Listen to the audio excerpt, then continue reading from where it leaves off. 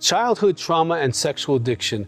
This is a really big issue. If you're struggling as a sex addict, you want to spend a few minutes with us and be encouraged about this topic because it can play a big difference in whether you recover or not. If you've yet to subscribe, we have so many topics on trauma and sexual addiction. You want to subscribe, get all that information you can. We want you to get better. If you have a question, put it in the box. Now, childhood trauma has been something early on in the sex addiction field that we've had to look at because as we do our evaluations of a client, we often go into the issues that can be traumatizing. And we found significance. I remember even all the way back into the late 80s, early 90s, there were statistics floating around that have been supported again and again and again about the abuse. Physical abuse was almost at the 90% level.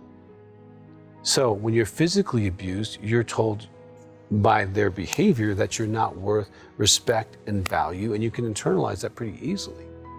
80%, whether it's men or women, have been sexually abused. I mean, I was sexually abused, I get that. And it's part of why I became a sex addict. That sexual secret, the shame, the confusion, and also the reward of, wow, that was great. The chemicals were just incredible. And so then you go down your road of reenacting the sexual abuse or activating object relationship sex with others or with pornography.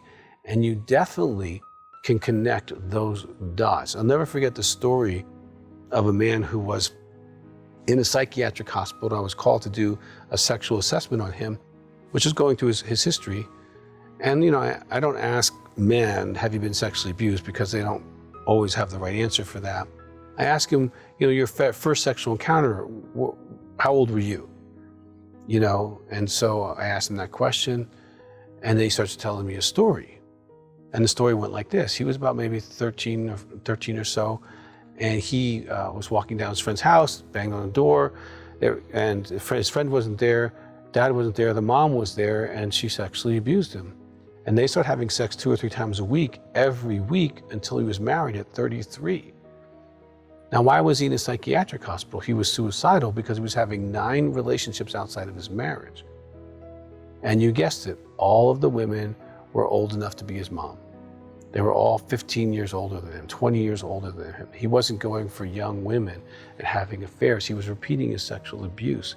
I've had guys who've been homosexually abused by uncircumcised men who repeated the exact same behavior in their sexuality. And so that is definitely one of the things that can cause sexual addiction. And you can be spiritually abused. You can be neglected.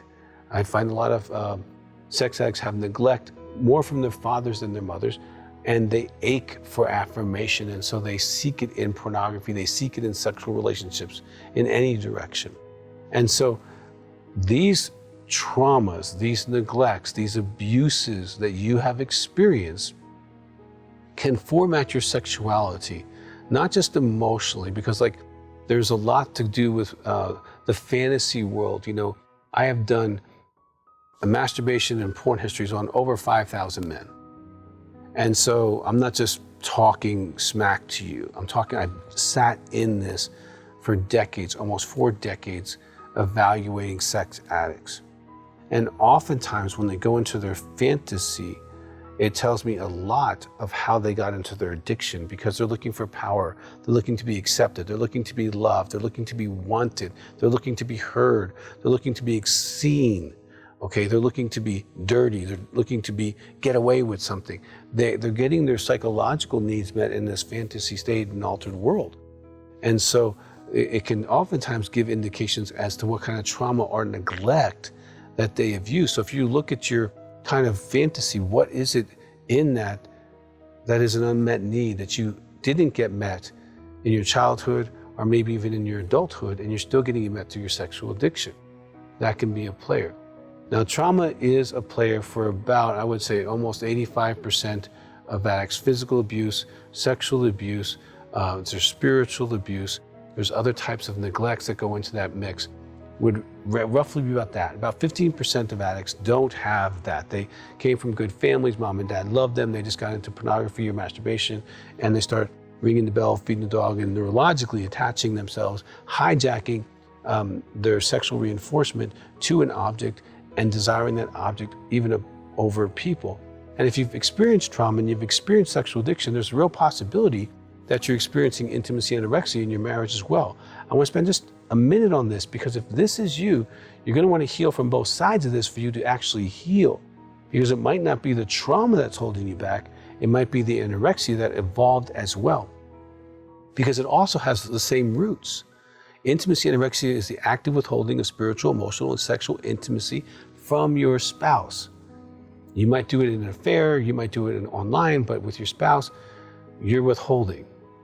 And it looks like this: you're too busy for them, you blame them for all the problems in the relationship, you withhold love from them, withhold praise from them, withhold sex from them. And it doesn't mean that you don't have sex, but you might not be present during the sex. You might jump out to that fantasy world. You can be unwilling or unable to share your feelings. You can have anger or silence as a way to control them. You can be critical, either ongoingly or ungroundedly. And if your spouse has made these comments to you, you definitely want to go to our channel under Intimacy Anorexia. You can find a lot of stuff. Because if your spouse has said, I feel alone,